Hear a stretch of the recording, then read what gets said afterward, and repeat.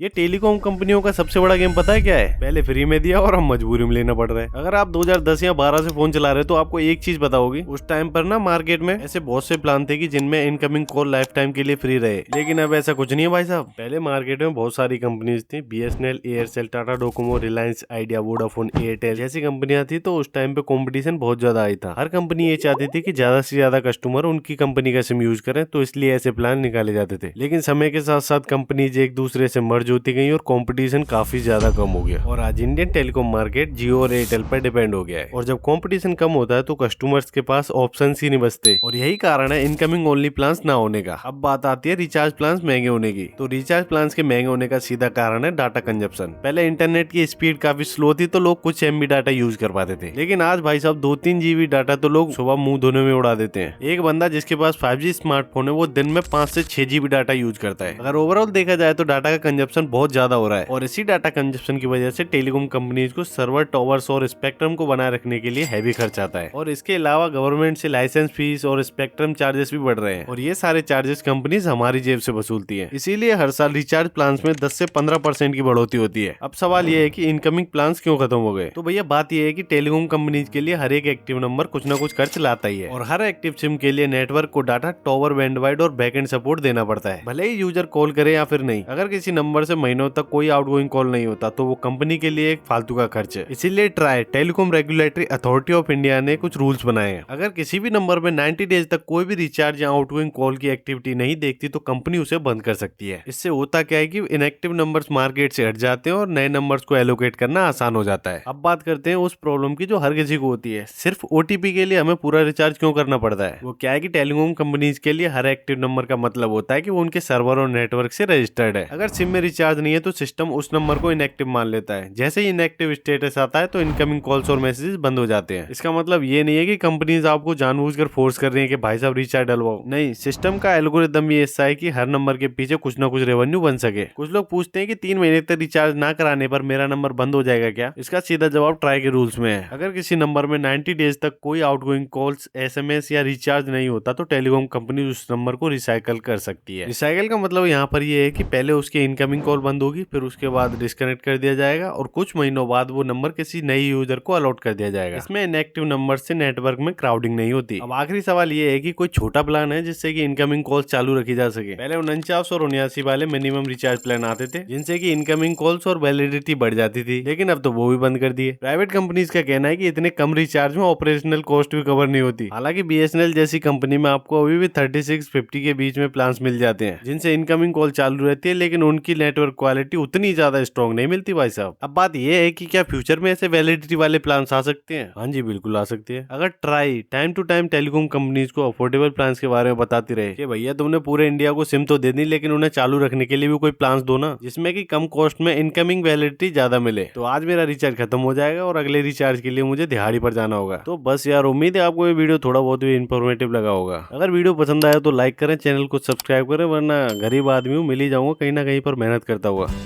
ये जो हंस रही है दुनिया मेरी नाकामियों पे ताने कस रही है दुनिया।